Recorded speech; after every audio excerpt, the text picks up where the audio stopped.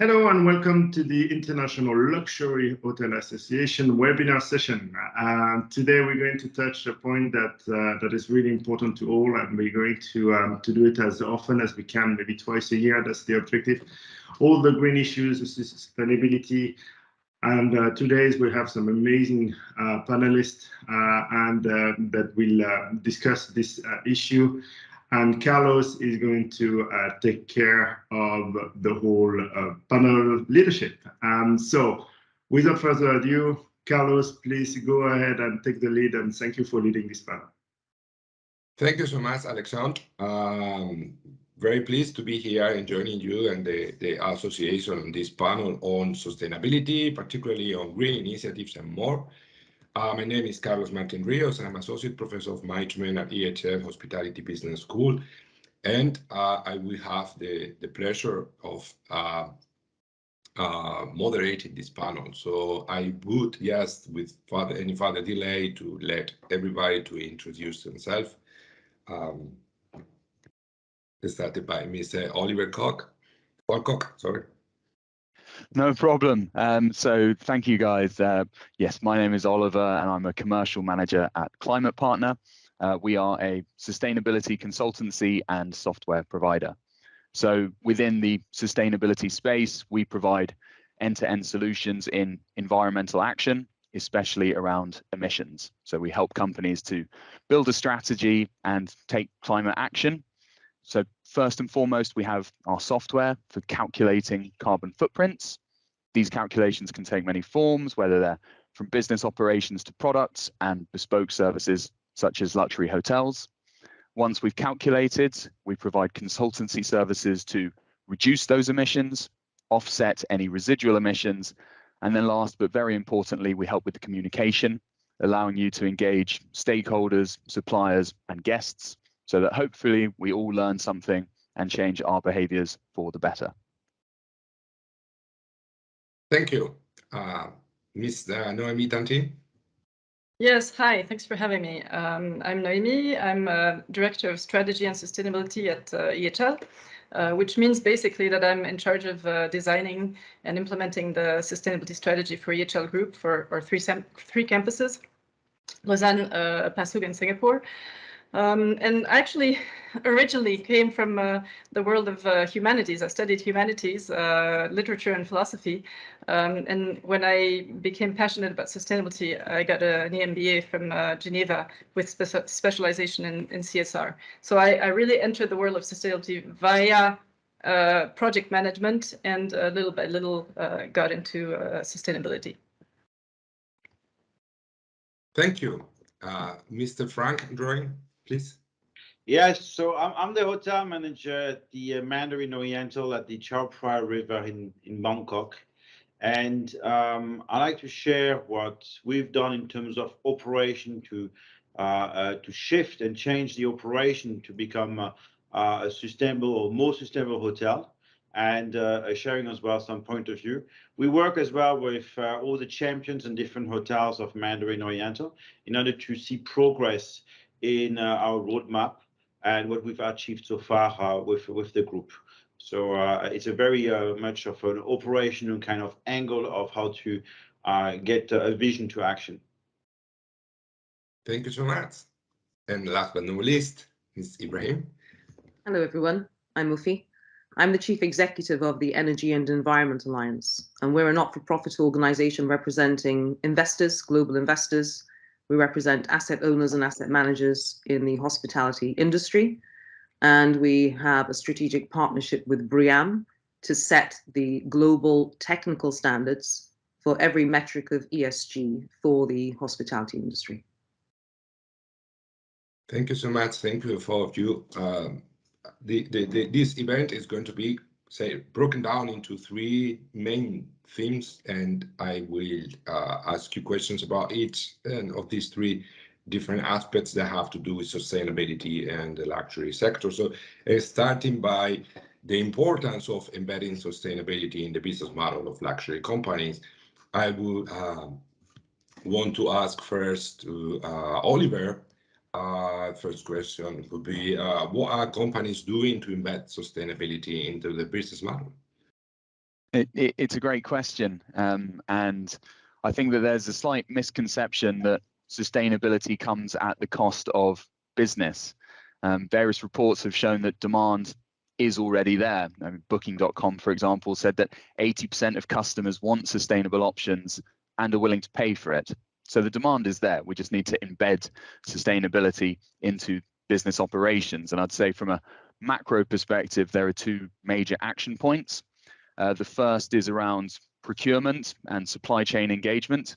So making sure that your suppliers have solid ESG credentials, making this a prerequisite, and that sends a very strong message across the value chain. And of course, luxury hotels have thousands of suppliers across the globe. The second point would be industry alliances. For many multinational hotel groups, it's often hard to change individual government agendas, and if we wait for individual governments, we may just be waiting too long. So it's up to the private sector. And great news, this is happening. So at COP26, we had the Glasgow Declaration for Climate Action in Tourism, which is a commitment to cut emissions in half by 2030 and achieve net zero by 2050 at the latest. And many luxury hotels have also signed up to setting science-based targets, which is making reductions in line with the Paris Agreement target of 1.5 degrees. So there is cooperation happening, and there is alignment of methodologies. What we need to see off the back of it is really impressive commitments, rapid rollout, and then consequences if these are not achieved.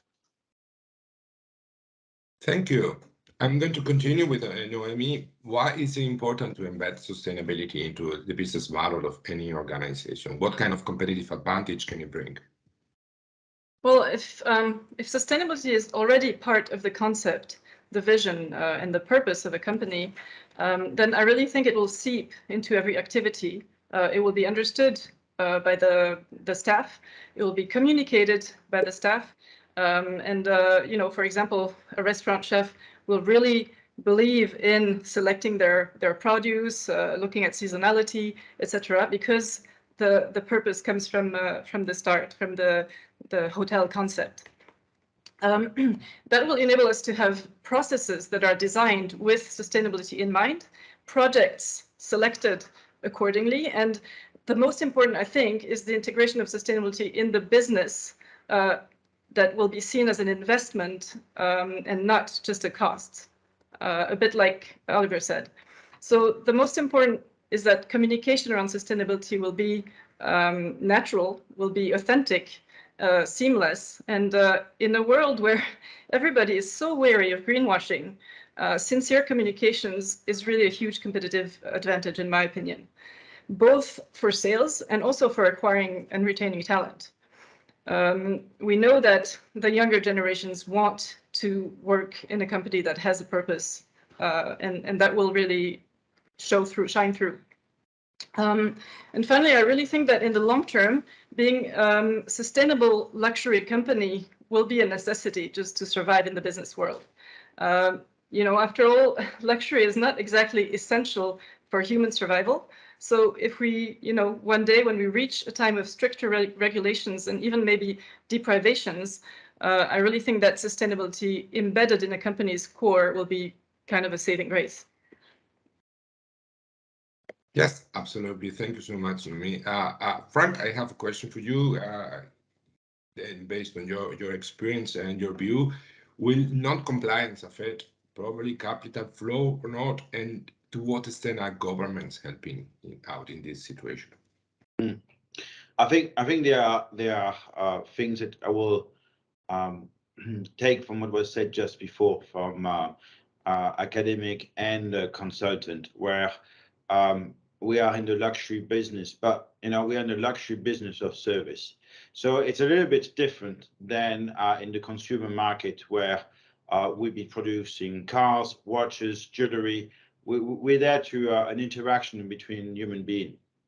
So the CSR part of making sure that we're attracting people which have the same core values of sustainability, making the right thing, having the right heart to what we do, is a definition of luxury experience and having an experience with a guest while just having the physical kind of environment, and just changing the linen to having no plastic, or having sustainable sourcing in terms of fishing, meat, and others. Very often this comes from the choice of a guest. So if a guest says, I don't think that I want to consume meat, you have really good vegetables that we can produce for you. We grow them for you, we serve them for you. It is still luxury. But our business is this interaction with guests and having them some memory. It is not something tangible, it's intangible. They cannot take it home or try it home. They not need to come to our place and they experience that. So just to come back a little bit to say, okay, the definition of luxury, it is very unique because of this moment that we're sharing with the guest. If we are not putting in the center as a core value, as a company, that this is what we're standing for, then it is actually impossible to make this transition. If it's still in the mind of people that a luxury environment needs to be a marble floor, it is impossible. So I'm a strong believer this all goes with education of people, being aware about this, refusing to work for some companies which don't respect those kind of values, and go and do the right thing together, and want to vehicle this message. So, I mean, I hear, that there is brainwashing in terms of what is green and what is not green, that you can buy at a certain premium price some carbon credits. But at the end, what really matters to our industry, it is that you're going to have this experience with those people, and which will integrate this community. And what I've seen so far, thanks to COVID, I'm seeing the glass half full, that the people are coming back to their hotel, which is not so far. You see local community taking back their hotels, and you see that they're caring for that. So there I see that people want to see that they are traveling to and having this sense of place that we're recreating. I think, yes, to come back to your question, there are pressures which will come from government, which will come from different kind of angles, and it's expensive to retrofit existing hotels. However, I think all the efforts needs to go in terms of educating people and getting this shift in the education and the awareness of people working in some environments, and being, that the revolution start from the bottom, and not again trying to replicate the same kind of business model where the finance world and the governments will give us a direction.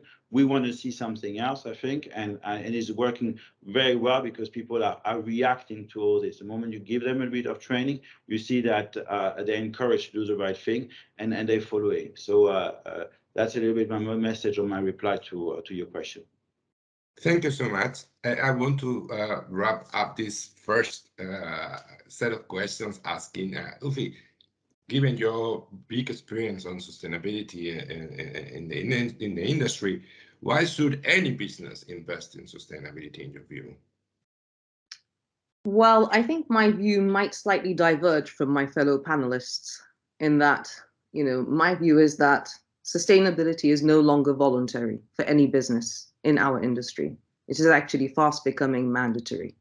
And the mandatory pressure is coming from regulation, which is already here, particularly in areas like Europe, for example. And I can talk more to that in a moment, but also from the financial and capital markets. And in any industry which is driven by investors, and we must not forget, while we're a service industry, we actually operate real estate. And the investors that sit behind that real estate are very big drivers in demanding mandatory changes in sustainability, no longer voluntary. So grand declarations, making demands of suppliers, these things, educating your customers, these things are no longer enough.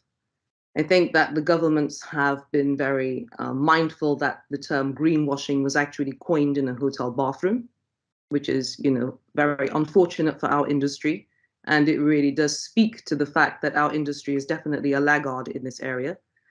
And while regulation today is directly impacting the financial markets and then trickling down to industries like ours, if we are not moving fast enough, then direct regulation will hit us as well.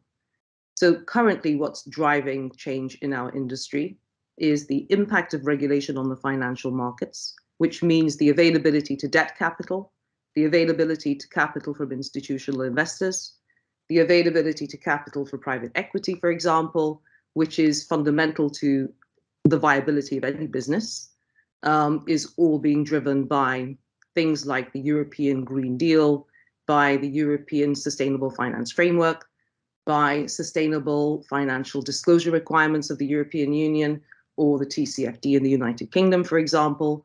All of these regulations, which are now currently in place, are driving the financial community to demand things of their investments, which means investors are looking into their portfolios. So they look into their portfolios, real estate portfolios, and they ask questions of their assets. And fundamentally, currently, they're asking three fundamental questions. One, where does this asset, hotel asset, sit in terms of the risk of becoming a stranded asset? So at which point will this asset become stranded? In other words, at which point will it become clear that this asset will not meet net zero carbon timelines, which are set by governments, such as 2030, 2040, 2050, and in the case of some countries like China and Saudi Arabia, 2060. The second question which is being asked is, what is the risk of this asset not complying with environmental regulation? And the third question which investors are currently asking is, given the answers to the first two questions, how much capex is going to be required to bring this asset, and not just the building, but the operations of that asset, in line with the requirements of net zero carbon targets and environmental regulation? So I haven't even touched upon the corporate consumer, because RFPs have now changed and there are clear demands around sustainability by the corporate consumer market and other aspects as well. But I think fundamentally the key drivers at the moment, and why a business should invest in sustainability, is if you want to have capital, if you want to have access finance, which is, critical to any business, then you have no choice in the matter. You have to invest in sustainability.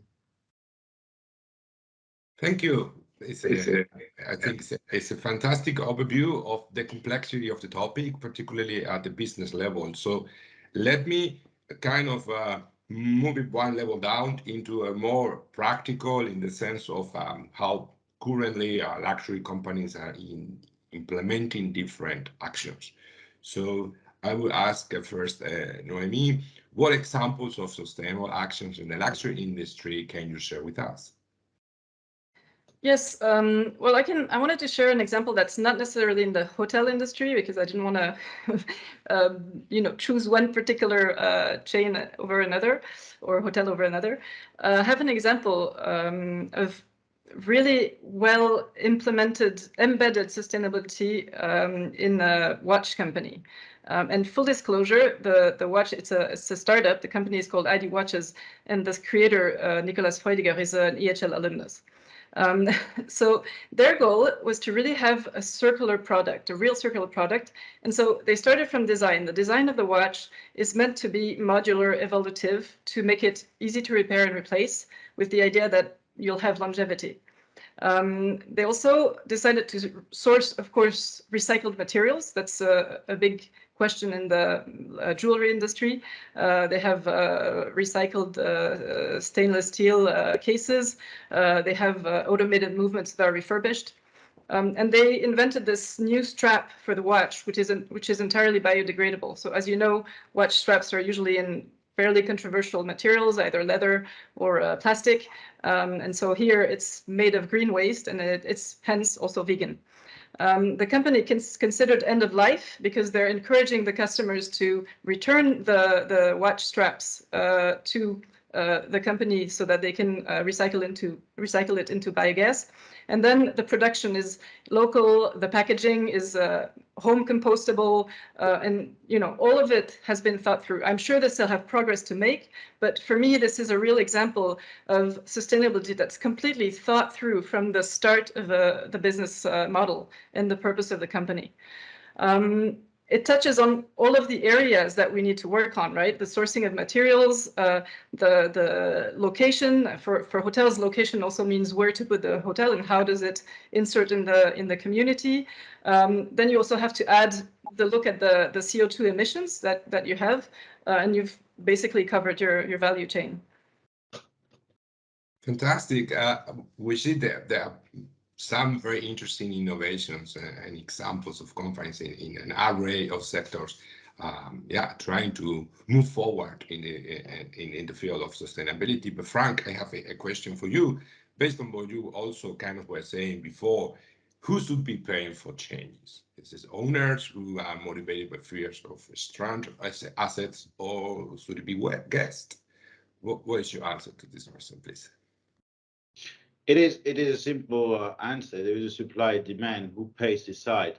So if your product is obsolete because there is no demand, then it's very clear people will not buy your product anymore. And you see that people are conscious travelers, and they have the eye for detail.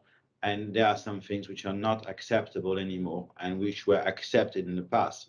So just reminded a plastic straw, for example, is not an industry standard which would be accepted anywhere anymore.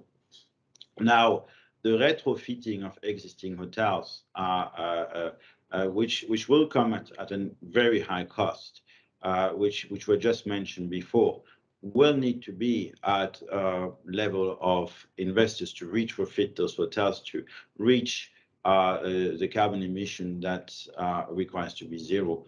Now, new hotels which are going to be built or are building now needs to already have now, looking at the future, that those hotels are going to be still fitting into an industry standard for the next 20, 30 years.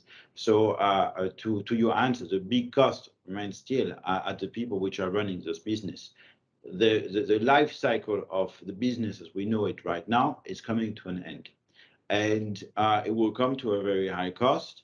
And it can only happen, and I hear, yes, there are some rules, regulation, and the governments are driving that, but it is also very much to a demand which is growing and will grow even more, and people are choosing something opposed to something else sustainable.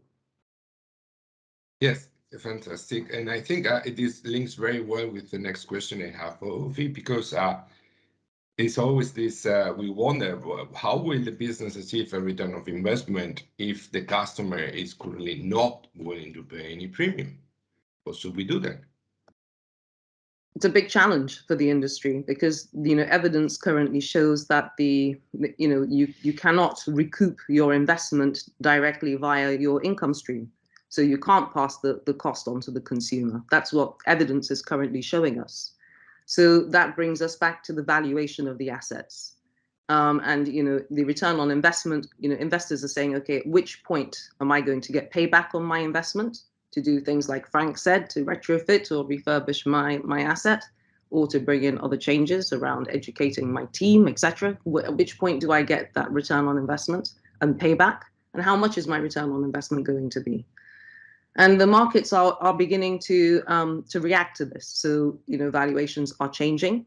ESG metrics are being taken into consideration for valuations by agencies such as JLL, for example. They are looking and considering, okay, what is the cost differential between a hotel which is going to be, energy efficient, meet energy requirements, energy directive, regulation, for example, the EPC rating of the building, all sorts of such questions. But, and what does that green premium look like?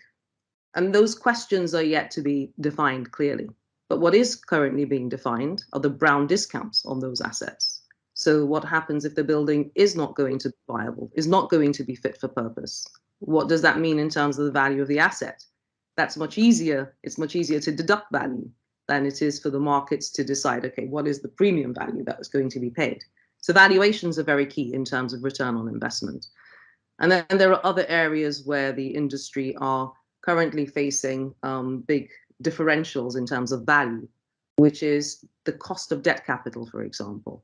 So green finance providers are offering slightly better rates for debt capital, for example, for ESG-related projects. So there are some areas in the markets which are now beginning to monetize the value of investment in ESG. And that's really currently where the industry is getting their money from.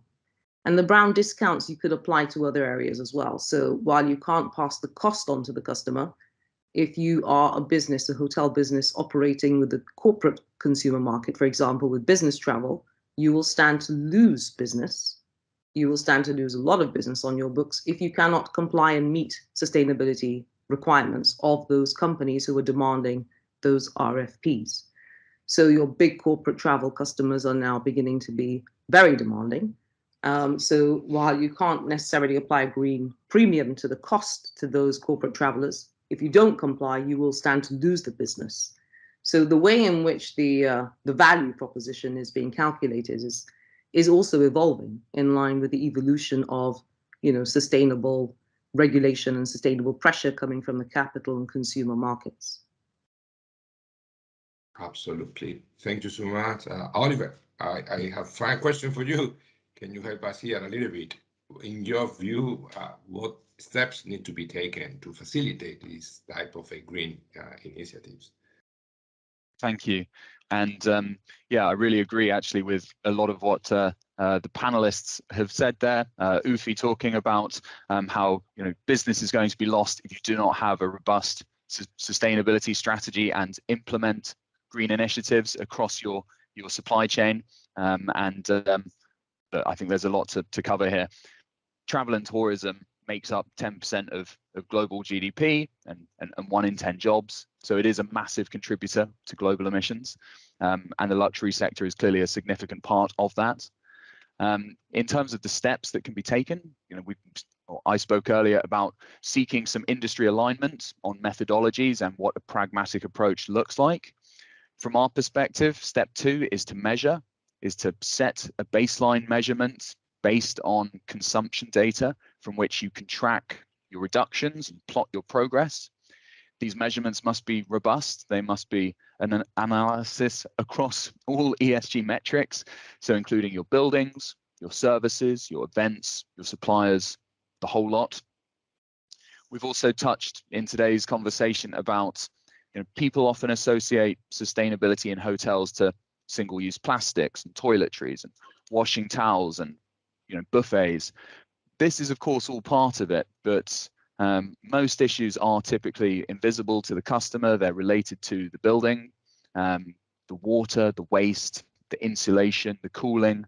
The World Tourism Organization created a hotel energy solutions report, which stated top 3 energy consumptions are space heating, which is 31%, hot water production, 17%, and cooling, 15%. So investing in green buildings and renewable energy are paramount.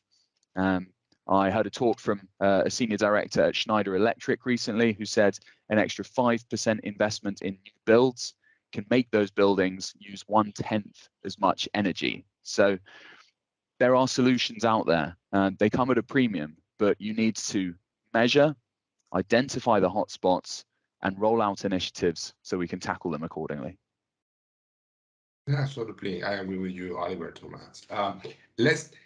We were talking basically about the business model, and we just realized the complexity of it. Now we were looking into more specific actions, and I think it would be interesting also for the audience to think about the future.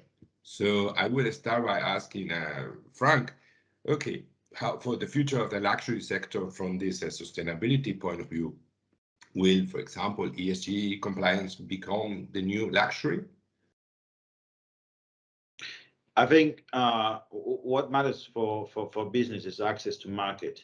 The moment, and you see in OTAs or just mentioned before RFPs, if people your product cannot be offered to guests anymore because you're not compliant with the criteria, then you're out of business. So it goes very quick. From this point, people will lose jobs, people will lose investments, and they will need to get some help. Now, I think the issue that we have led for many years, that also governments were not aware that the harm to give licenses of opening hotels, which were 700-room hotels in places where shouldn't have opened, and now we need to retrofit that, letting and leaving this only to investors to rectify what they didn't know in order to have a business model which is more sustainable, which would be something which is more fair. Now, I came at the beginning of my conversation and I said, what it needs to be, it is to invest in the people and their knowledge, and we need to make sure that we're becoming a luxury model which people would be completely embedded with the mindset of sustainability, and from both sides. Not a long time ago, I grew up, and one of my brother opened a restaurant in the field and has a farm and sells directly. And I had a request of a guest which wanted to have strawberries. He looked at me, it's not the season of strawberries. And I realized by serving this guest, like, I'm in a 5-star luxury hotel and he's running his little restaurant. And me, I would not be able to tell my guests, listen, it's not the season of strawberries, you don't get strawberries. And so it goes to both parts. Yeah, it comes to the part of people which are supplying the services, which are building hotels, but it's also the demand. So if people are willing to go to hotels which are purely and sustainable, but also, you know, just not ask you to ship the strawberries from across the world, or getting, you know, your Perrier or your Evian water on your island, or getting taking a bath in a place where there is not much water. So the frame needs to be a certain kinds of balance between the consumer, the people which are providing the service, and the investors. And the moment we are getting this time frame right, I think we will be able to make some progress. Not all the solutions are there, but some progress needs to be together in the three kinds of partners. Yeah, absolutely, definitely. Ufi, in your view, what are the supranational entities like European Union or the European Economic Area are doing to address reputation risk that might be resulting from greenwashing? You are muted. Sorry. So there isn't currently any meaty regulation around greenwashing, but there is enough around advertising standards, requirements that make it increasingly important to avoid greenwashing. So we've already seen a lot of big court cases taking place. Luckily, not in our sector yet, but there have been a number of companies in the automotive industry, for example, who have been brought to justice by the regulator on claims on environmental claims which they were not able to substantiate, which in effect is the definition of greenwashing. And we, as an organization, have done a lot of work on greenwashing together with one of our law firms, DLA Piper, and we had the UK Advertising Standards Authority come and talk to our members about this, and they were very clear that hospitality is going to be the next priority sector. Because there is a lot of greenwashing, unfortunately, in our industry. So, one has to consider, why is there a lot of greenwashing in our industry? And I think it's because there have been so many sustainability strategies being issued and published, sustainability reports, big statements about, big targets. And this has created a cacophony of noise in our sector. And it's very difficult to identify in that cacophony what is good practice from poor practice and what is science-based reporting versus greenwashing. It's very difficult to identify that. The reason it's difficult to identify it is because we do not yet have these global technical standards in our industry. I'll give you an example. We do not know yet as an industry what the optimum range of energy consumption, for example, per square meter in a hotel building is. We don't know that for a luxury hotel, like a Mandarin Oriental. We don't know it for a budget hotel, like a Premier Inn or a Travel Lodge or an Ibis. We don't know this information yet. And that's why, the organization that I represent is working with BREEAM, which is, one of the world's biggest sustainability certification schemes and authorities for the built environment generally, to set these global standards, working with regulators as well, because we need those in every aspect, in water, in waste, and not just in terms of our operational carbon, for example, but embodied carbon as well. These metrics and methodologies still need to be defined. They're not clearly defined as global standards yet. So we're working in conjunction with governments and with these authorities to set these standards. It's only then, once we have these standards, that any hotel company can say, my hotel is performing better than X, or my hotel is doing enough, or my hotel isn't doing enough. And that's why there is this cacophony of noise and huge reputational risk at stake for our industry with a lot of greenwashing. And, I think just to point to what Naomi was saying as well, this is really about the whole life cycle as well of the asset and the operations of a hotel asset. You can absolutely apply that to any business in the service industry, just as you can apply it to a business in the product industry. The whole circular model, looking at every aspect of the business through a scientifically evidenced and commercially viable way. And investors are going to be doing this more and more. So I think there is a lot of work to be done. And it is very important, as Oliver said, that these supranational organizations like our own are focused on delivering these things in partnership with government. Otherwise, if we don't work with the regulator in a very proactive fashion, we'll unfortunately be subject to a reactive position when they decide that we haven't done enough quickly enough, and then decide that they will take action into their own hands. Yes, thank you.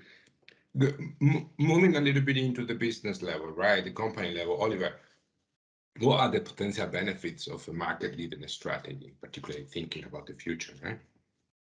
Thank you. I just want to come back to Ufi's point a little bit, in that how can you take climate action when you are building new properties, and 40% of global emissions are related to the built environment. It's often a figure that is a bit surprising. We expect that the high emitters to be agriculture and travel, but actually, the built environment is up to 40%.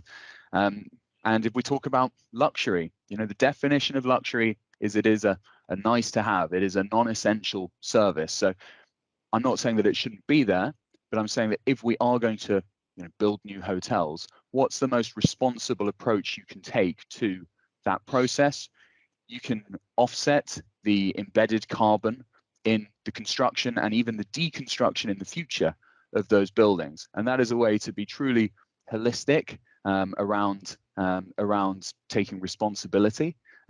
Yes, we want to invest in innovation and materials that can reduce the carbon going into those properties, but if they're not available now, then offsetting is an option. Also, on Ufi's point, she mentioned greenwashing. Yes, the Competition and Markets Authority here in the UK have been very active around the Green Claims Code, and they will be putting their attention on the hospitality sector. So you need to have a robust strategy. There are benefits to it. I would hope that sustainability is a shared advantage rather than a competitive one. but certainly those who take action will attract more customers, will be invited to more tenders and RFPs. We have many clients at ClimatePartner who have launched sustainability strategies that have benefited them commercially as well as reducing their footprint.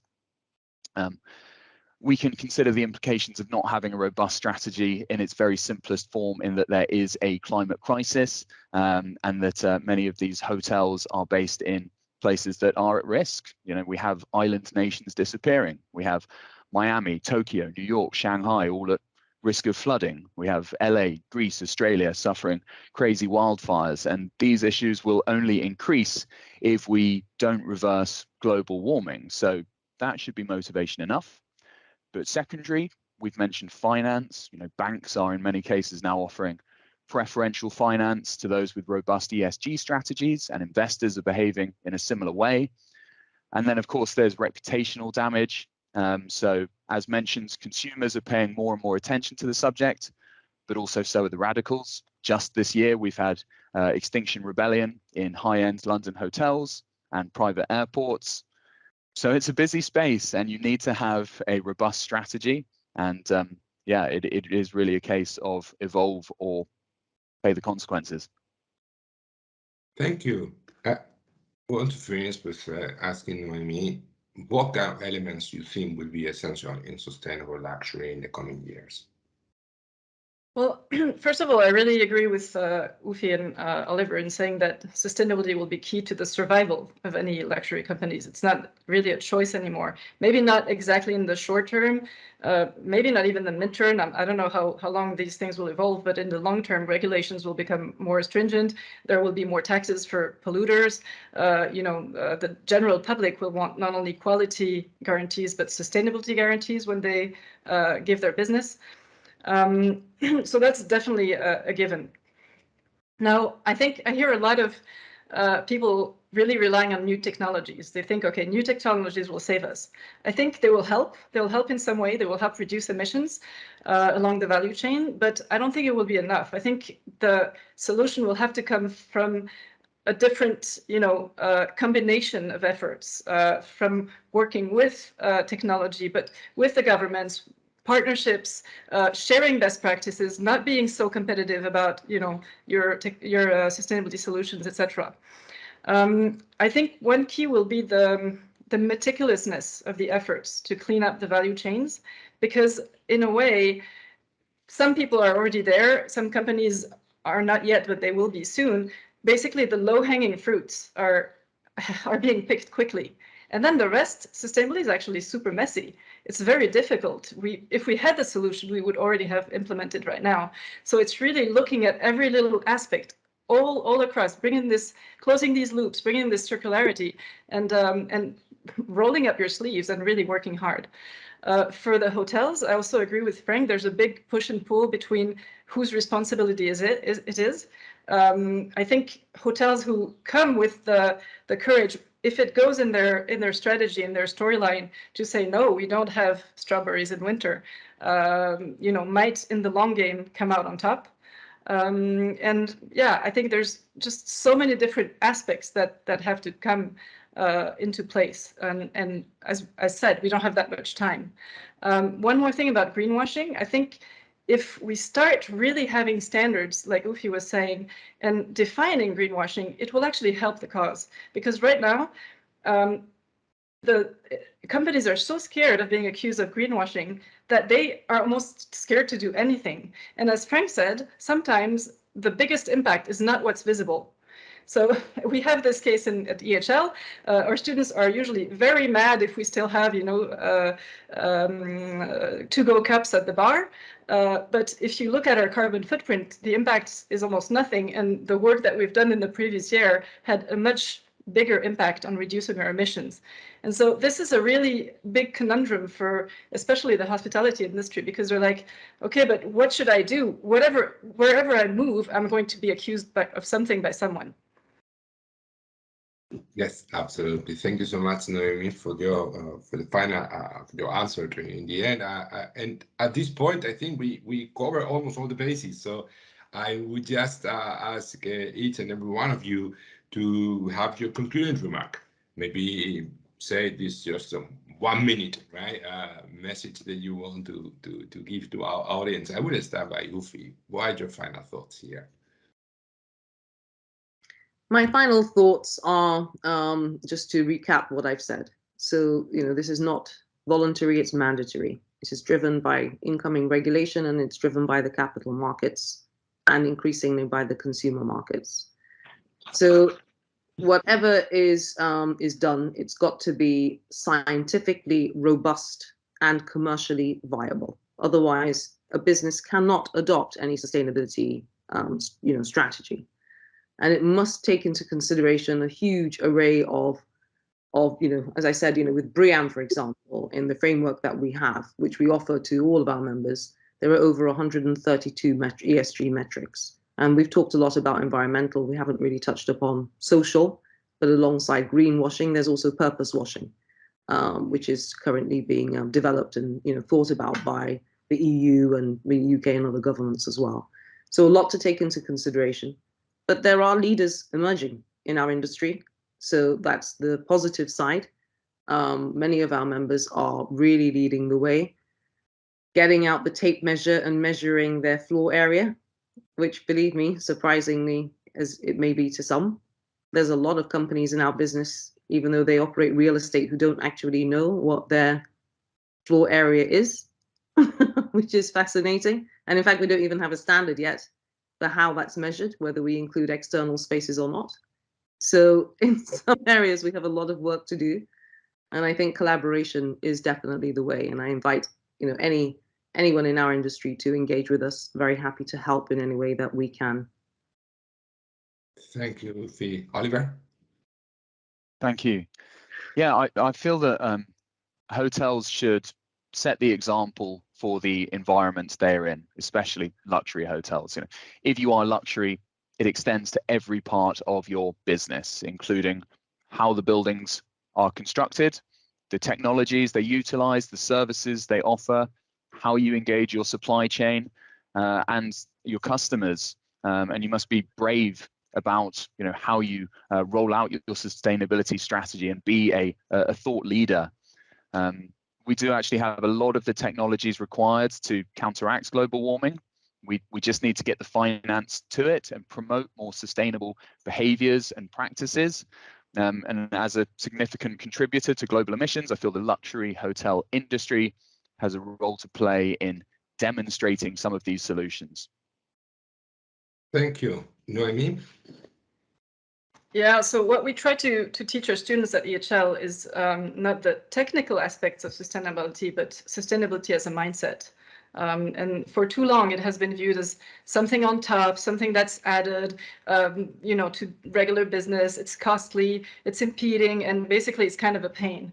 Now we have to reverse that. And all company creators, leaders, managers should have, this sustainability considerations just from the very start. It should come into their financial analysis, their ROI calculations. It should be embedded in their concepts. And basically, it's like I said, for me, it's a question of survival. Companies who don't do it will become, either they will lose money, they'll die, or to be really provocative, they'll become illegal one day. Who knows? So, like I said, sustainability is messy. Companies will need to roll up their sleeves. But I think it also will create a lot of new opportunities, bring new ways to look at business, new ways of making business. And the optimist in me hopes that it will bring a bit more humanity in the way we do business. Thank you. Franck? Yeah, we need to think globally, and it's good to talk, but we need to act locally at our levels into the hotel operation, making sure that we're reviewing processes, that we are drawing new ways of operating hotels, that we're having clear strategy at hotel level, at group level. So to come back a little bit of what was said before from Oliver, and I experienced firsthand, it is to start recording absolutely everything what we're doing, from energy consumption to recording reduction of waste, and slowly, bit by bit, to see this progress. We will not be able to achieve our target from one day to another. We will need to work extremely hard, but it's every day, and the time is ticking, and it's now to do something. So the recommendation that I have is really to start to have those acting points, and Noémie said, roll up your sleeves, but we need to be a lot of people to roll up our sleeves to achieve something in common, with sometimes different views. And actually, I think that's fun to have different kind of point of view, and we should discuss. But also, we need to move on to clear actions at our level and what we can do. Unfortunately, it is not. We cannot blame to anyone else, because it will not help us. But we need to act now, and acting locally is extremely important at our level. Thank you. Thank you, Franck. Thank you to the four of you. I think this has been an extremely thoughtful and helpful panel where we have covered many, if not say most, of the current challenges and opportunities for the luxury industry in the coming years when it comes to sustainability. So, Alexandre, I pass it back to you. Well, I just want to say a big thank you to all of you. You know, it's I wish when I was a kid we were hearing already all those things 20 years ago and everything, but it's happening now.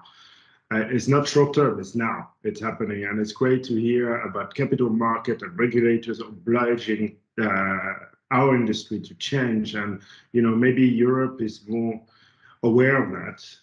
I don't know, we could speak of a different region, but Europe represents 447 million people. We forget that compared to the US, it's 328 million.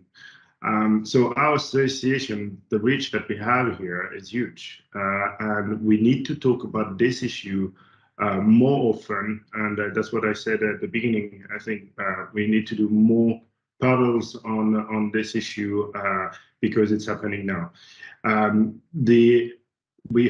I certainly hope that our reach is not just Europe, but it's Middle East and Africa as well. So I think it's important, and I would welcome more panelists to speak about this. But I think what's great about this panel is that we had a very wide range of panelists, and it's go from operators, customers, because we're all customers, but also academic members, service provider. We mentioned about Booking.com or some consultants, but lenders and regulators. It's all together now, finally, that this industry is moving in the right direction. And again, it's happening now. So a massive thank you. It's great to have your knowledge on this. I invite all our audience to please contact you on LinkedIn, interact and communicate on this. As a president of the International Luxury Hotel Association for Europe, Middle East and Africa, I want to thank you. And as I take another cap as CEO of Global Association, we represent like lots of hotel owners in this region. I want to thank you because I learned a lot with this session. So again, thank you very everyone, and hope to see you soon in live in the conference. Thank you.